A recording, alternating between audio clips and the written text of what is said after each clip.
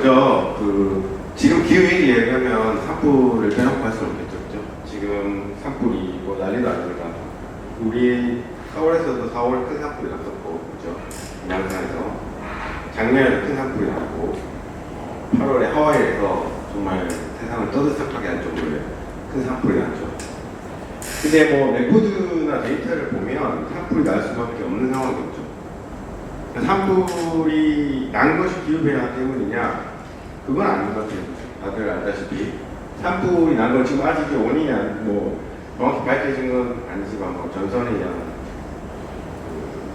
누전 뭐 그런 얘기도 있고 발화점은 아직 못 찾은 걸로 알고 있는데 기본적으로 불이 붙었을 때 너무 세게 난 게 문제라는 거죠. 그렇죠? 사람들이 이끌 수 없을 만큼. 그 이유는 여기 지문 보도에도 나와 있는 것처럼 너무 가물었거든요. 그동안 너무 가물었고 불이 안 왔고 역사에 나온 만큼 굉장히 가문 여름을 보내고 있었다. 근데 안타깝게도 지금 너무 최근에 난 산불이라 과학적인 결과는 없어요. 다만 이제 보도에서 나와주는 결과를 보면 어느 정도 예상할 수 있는 부분이 있는 거죠. 8월에도 또 똑같은 8월 지금 캐나다에서 또 엄청난 산불이었죠. 지금 너무 심하게 산불이어서 지금도 타고 있는데 여기도 보면 아직 결과는 안 나왔지만 여기 이제 BBC 보도에 보면 Vapor Pressure to PCC라고 하는 이 VPD가 굉장히 크게 증가했다. 이게 뭘 의미하냐면 VPD라는 건 실제 공기가 얼마나 건조하냐라는 걸 나타내는 거예요. 그러니까 실제 공기가 온도가 올라가면 더 많은 수증기를 가질 수 있기 때문에 이 VPD가 커지면 실제로 존재하는 수분과 공기가 대기가 요구하는 수분의 차이 커진다는 거예요. 이만큼 수분을 가지고 있는 얘네는 적정한데 모자라다는 걸 뜻하기 때문에 VPD가 계속 커지고 있다는 것은 굉장히 공기가 겁니다. 그게 뭐를 말하냐면 불이 붙으면 세게 날 수밖에 없습니다. 다 유사한 것 같아요. 어느 정도 하와이도 그랬고 캐나다도 그랬고 어떻게 보면 7월달에 한국도 비가 많이 왔기 때문에 사람들은 홍수도 있지 않느냐 수해도 있지 않느냐. 어쨌든 지금은 전체적으로 지금 가물가물 확실하고 특히 북방 육지에서 많은 건조한 현상이 나타나고 있고 그에 따른 이 산불이 굉장히 강해지는 게 수반되고 있습니다. 근데 이게 올해만 있었던 일이냐? 그건 아니죠. 여기 보시는 것처럼 2019년에도 정말 전 세계를 화들짝 놀라게 했던 호주에 산불이 있었고 미국도 있었고 그때 지중해도 불이 났고 작년에 한국 강원도에서도 일주일 동안 불이 났죠. 사람이 끌 수 없을 정도. 이 산불의 공통점은 다 사람이 불을 못 끄는 거예요. 비가 올 때까지는. 지금 캐나다도 비만 기다리고 있는 거죠. 사람이 절대 끌 수가 없어요. 이 정도로 강하고 지속적인 불이 발생하는 것은 기후변화와 기후변화랑 떼놓고는 설명을 할 수 없는 상황이죠. 근데 우리가 이거를 예측을 못했냐? 이런 산불이 날 것이라고 우리가 정말 몰랐었냐? 그건 아닌 것 같아요.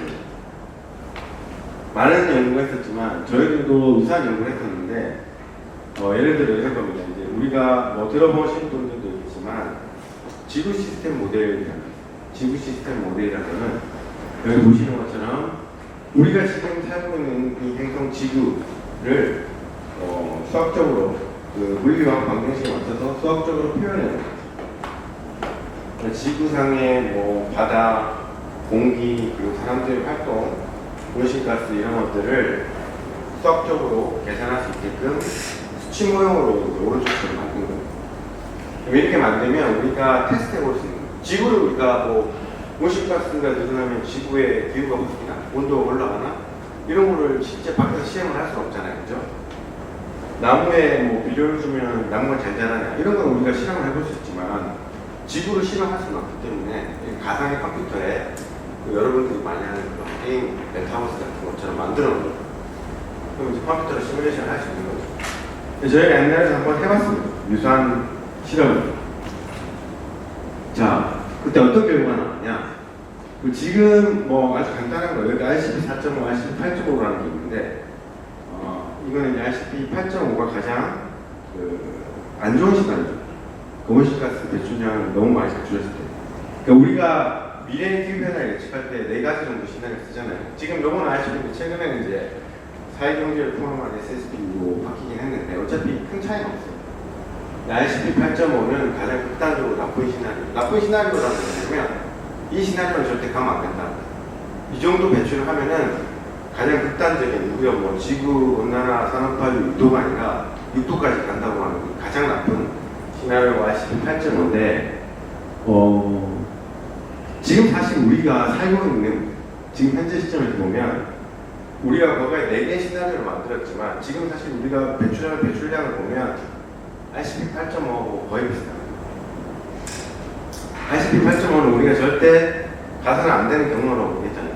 그 시나리오인데 RCP 8.5에 나와 있는 현재 배출량이 한 440억 톤 정도 될 거예요. 근데 현재 우리가 배출한 게 어느 정도 될까요? 화석연료 바이오 더하면 한 470억 톤. 그러니까 우리가 가장 나쁘다고 절대 가서는 안 된다고 말하는 배출량보다 이미 더 많이 배출하고 있기 때문에 우리가 가장 나쁘다고 말하는 시나리오 결과에서 나오는 것보다 나쁜 결과가 나오는 게 어떻게 보면 당연하다는 거죠.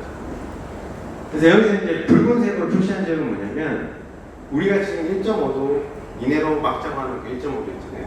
산업화 이후에 1.5도. 지금 1.1도 올라갔고 그럼 이게 이제 우리가 지구 시스템 모델로 대략적으로 예측해보면 2040년 정도면 현재 수준에서 1.5도가 올 것이라고 보고 있는데 붉은색 지역은 이 1.5도 도달하기 이전에 이미 급격한 건조화로 인해서 생태계가 붕괴될 거라고 합니다. 여기서 말하는 생태계 붕괴가 뭐냐면 방금 산불 같은 거. 산불이 한 번 나면 생태계가 돌아올 수 있나요? 안 되죠? 나무가 똑같은 바이옴이 그 자리에 나타나려면 30년, 40년, 50년 지나야 돼요. 그럼 30년, 40년, 50년 지나면 그 자리에 똑같은 나무가 서 있을까요? 절대 불가능하죠. 왜냐하면 기후가 바뀌기 때문에. 다른 나무가 잖아요. 그때부터. 그러니까 이제 그때는 돌이킬 수 없다는 거예요. 그런 것들이 이미 예측이 되어 있어요. 푸른색 지점. 근데 이제 저희가 이번에 굉장히 놀랐던 거는 우리 지금 이제 브리티시 콜롬비아 지역을 예측을 했어요. 근데 이제 굉장히 큰 지역이 아니기 때문에 중요하게 안 봤는데 이게 박스 지역들은 굉장히 크게 변할 것이라고 본 지역이고 근데 우리가 그렇게 아주 조그맣지만 변화가 나타날 것이라고 하는 지역에서 산불이 굉장히 세게 나오는 거죠. 호주도 마찬가지고 자 이런 결과들이 맞아떨어진다는 것은 기후변화가 굉장히 심각해지고 있다는 거죠. 그걸 계속해서 우리가 확인을 하고 있는 거죠. 자 그러면 이제 원론적으로 들어가서 이런 변화는 걸 누가 만들어요? 왜 이렇게 온도는 올라가고 강수량은 또 변하고 습도는 변하고 이런 것들에 대해서 이제 저희 같은 자연과학자, 그다음에 이제 기후과학을 연구하는, 그다음에 환경을 연구하는 많은 학자들이 많은 연구를 하고 그런 논문들을 모아서 이제 다들 아시다시피 IPCC가 발간하는 이제 보고서를 발간하게 되죠. 6차 보고서에 나왔던 기후변화의 요인들에 관한 더 간단히 온난화 요인이죠. 온난화가 가장 기본적인 기후변화의 쌓이기 때문에. 그래서 보시는 것처럼 지금 관측으로 보면 현재 산업화율 1.1도 올라갔고 어떤 요인이 온도를 붉은색 올리느냐 또 푸른색 낮추느냐 어떤 요인은 온도를 올리고 어떤 요인은 온도를 낮추고 이런 것들이 다 더해지면 현재 이런 관측에서 우리가 나타나는 지구 평균 기온 1.1도를 설명할 수 있는 건데 가장 큰 역할은 이 막대그래프가 가장 큰 거였죠. 가장 큰 게 이산화탄소. 그다음 두 번째가 메탄, 둘 다 탄소죠. 그러니까 지금 기후변화를 일으키는 가장 중요한 요인이 두 개라는 거예요. 그래서 우리가 탄소중립 할 수밖에 없는 거죠. 이제 원인을 알아요. 탄소 너무 많이 배출해서 그렇구나. 그러면 이제 우리가 탄소를 뭐 줄이든지 없애든지 해야 된다. 라는 결론이 나오는 거죠. 근데 이제 그걸로 가야 되는데, 어쨌든. 자, 그래서 지금 실제적으로 배출이 많이 이루어지고 있는데, 공기 중에는 얼마나 많아지느냐. 지금 보면 우리가 아이스코어에서 시추한 공기 내에 있는 이산화탄소 농도, 남극이나 북극 이런 데 이제 빙하에서 시추한 것들 수십만 년의 레코드를 봐도 현재 이 수준의 이산화탄소 농도는 우리가 한 번도 경험해보지 못했고 결국 이렇게 공기 중에 늘어나는 쌓여가는 이 탄소 때문에 이런 변화가 나타나고 있다. 그리고 우리는 계속해서 이런 방향으로 가고 더 늘어나는 자, 그러면 이 탄소는 도대체 어디에서 왔느냐? 다 알고 있어요, 지금. 지금 우리가 한 번도 경험하지 못한, 지금 현재 이런, 지구에서 가장 깨끗하다고 하는 마우나로가 얼마 전에 420을 넘었고, 그런 높은 농도를 보여주는 거는 결국에는 산업이 큰 역할을 하고 있죠. 지금 우리가 여기 보시는 그대로 마차를 타는 시절에는 대기 중 이산화탄소 농도가 어때요? 280ppm밖에 안 되죠. 지금 우리가 멋진 저 세단을 타고 다니는 이 시점에서는 이 400ppm을 넘어갔습니다. 그러니까 우리가 인간이 살기죠. 인류 문명이 계속 발달하는 이런 과정을 거치면서 탄소 농도가 늘어날 수밖에 없었던 거죠. 우리는 탄소 집약적인 산업 활동을 하고 경제 활동을 하기 때문에 결국에는 배출이 많을 수밖에 없고, 어떻게 보면 그런 경제 성장의 사이드 이펙트로 기후 변화를 맞이할 수밖에 없는 거예요. 근데 이 스피드가 너무 빠른 거고, 지금 기후 변화는 어떻게 보면 굉장히 자연스러운 건데, 우리가 수십만 년의 레코드를 본 기후 변화는 존재하지만 지금처럼 너무 빠른 기후 변화는 문제입니다. 한 번도 100년 동안 입도 올라간 적 없습니다. 우리가 1000년 동안 입도가 변하면 아마 적응할 수도 있을 거예요. 생태계도 적응하고 사람도 적응하고. 그 스피드가 너무 빠른 건 문제인데, 그 스피드를 빠르게 한 게 우리가 이렇게 차가 빨라지고 있어요. 점점 더 많은 탄소가 배출되어 가고, 이런 것들이 결국에는 공기 중에 이산화탄소를 끌어올리고 기후를 바꿀 수밖에 없는 상황까지 온 거죠. 그럼 답은 나오는 거죠. 그럼 이제 우리가 시나리오를 바꿔야 되는 거예요. 이제 앞으로 우리가 살아갈 시나리오를. 저거를 이제 더 이상 못 올라가게 하고, 궁극적으로는 10년, 20년이 지나면 떨어뜨려야 되는데, 그 방법이 뭐냐는 거죠. 그럼 경제 성장을 멈춰야 되냐? 난리 나는 거예요.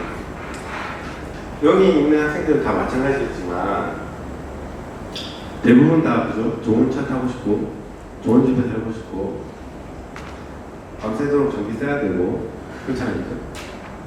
그럼 이게 거꾸로 가자면 저걸 미쳤나 그럴까? 난 저거 타고 싶은데 갑자기 마차 타는 거예요. 말이 안 되잖아요. 그러니까 결국에는 우리는 뭔가 시스템 바꿀 수밖에 없는 거예요.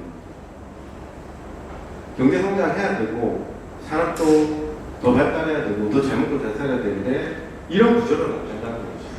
그래서 구조를 바꿔야 된다. 실제로 우리가 에너지 탄소 배출량을 볼 때, 전 세계 탄소 배출 섹터를 보면 눈에 딱 들어오는 게 있어요. 에너지. 우리나라도 마찬가지죠. 가장 많은 배출량은 에너지. 그럼 사람들이 간단하게 생각해 보면 산업은 별 문제 없지 않느냐. 근데 아니죠. 왜냐면 에너지에서 배출이 많은 이유는 산업에서 많이 쓰고 있잖아요. 그렇죠? 산업 활동에서. 공정에서 많이 쓰고, 제조 과정, 여러 가지 과정. 그래서 산업은 직간접적으로 중요할 수밖에 없어요. 그래서 이제 우리가 산업계를 주목해야 된다. 그리고 앞으로 방금 말씀드린 것처럼 지금 우리가 가야 될 길은 1.5도, 1.7도, 2.0도 저렇게 현재보다 배출량을 떨어뜨려야 되는 시점에 와 있지만, 지금 우리가 NDC라고 말하는 모든 국가가 자발적으로 낮추겠다고 하는 그 양을 저기 목표 설정에 갖다 대도 1.5도, 1.7도, 2.0도 못합니다. 지금. 현재 우리가 배출량 경과 목표를 하는 수치를 갖다 대도 저 커브를 따라갈 수 없어요. 그럼 지금보다 훨씬 더 급격한 변화를 해야 됩니다. 왜냐하면 지금 모든 국가들이 제출한 NDC는 어느 정도 자국의 산업을 보호하려고 하는 측면이 있기 때문에 약간 소극적으로 할 수밖에 없는 거예요. 그런 부분이 있을 수밖에 없어요. 왜냐하면 경제 성장해야 되니까. 그렇기 때문에 저 2.0도만큼의 감축도 안 이루어지고 있는 상황에서 훨씬 더 과감한 변화가 필요한 거예요. 근데 얘기한 것처럼 그러면 이제 우리는 어떻게 보면 단순히 어떤 온실가스 배출량을 저감한다든지 흡수를 늘린다든지 작은 노력을 하는 게 아니라 과감한 변화를 해야 돼요. 굉장히 센 변화를 해야 돼요.